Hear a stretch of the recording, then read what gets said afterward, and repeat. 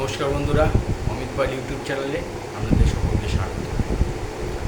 ভারত পাকিস্তানের বর্তমান যা অবস্থা বা যা বর্তমান সময় চলছে, ভারত তো এয়ার স্ট্রাইক করেছে পাকিস্তানের বিভিন্ন শহরে এবং ব্রহ্মস মিসাইলের মাধ্যমে পাকিস্তানের অনেক শহর ছিন্ন ভিন্ন করেছে।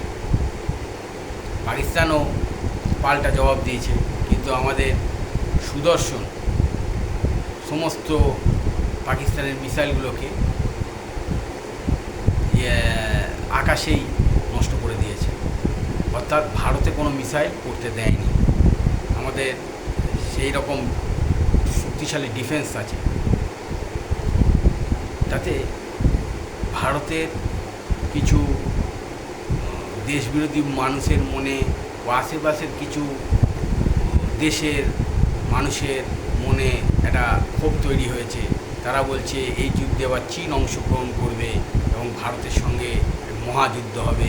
চীন এলে আমাদের দেশ ছিন্ন ভিন্ন করে দেবে। আরে চীন সামরিক শক্তির দিক দিয়ে আমাদের উপরে আছে। কত নম্বরে? 3 নম্বরে আছে। আর ভারত হচ্ছে 4 নম্বর শক্তিধর রাষ্ট্র। পাকিস্তান 12 নম্বর, বাংলাদেশ 32 নম্বর শক্তিধর রাষ্ট্র। চীন এলে আমাদের সব খেই করে দেবে? অত সোজা? হ্যাঁ, আমরা পৃথিবীর 4র্থ শক্তিধর রাষ্ট্র। হ্যাঁ, চীন আমাদের চেয়ে এক গাঁট উপরে, 3 নম্বর শক্তিধর রাষ্ট্র।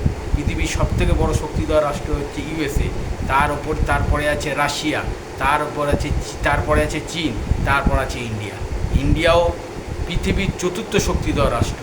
চীন যদিও বা এই যুদ্ধে অংশগ্রহণ করে, আমাদের বন্ধু রাষ্ট্র আছে রাশিয়া, আমাদের বন্ধু রাষ্ট্র আছে জাপান, আমাদের বন্ধু রাষ্ট্র আছে ইসরায়েল। চীন এলে আমাদের সব নষ্ট করে দেবে? অত সোজা? বাংলাদেশিরা খুব লাফাচ্ছে চীন যুদ্ধে অংশগ্রহণ করবে। আরে অত সোজা?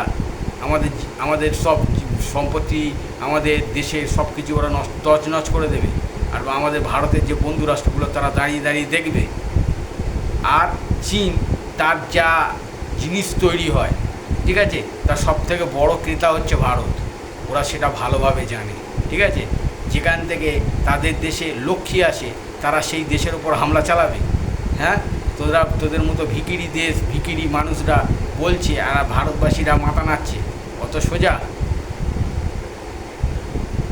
আগে নিজেরা শক্তিশালী হও, তারপর ভারতের সঙ্গে টক্কর নিবি। জয় শ্রীরাম। নমস্কার।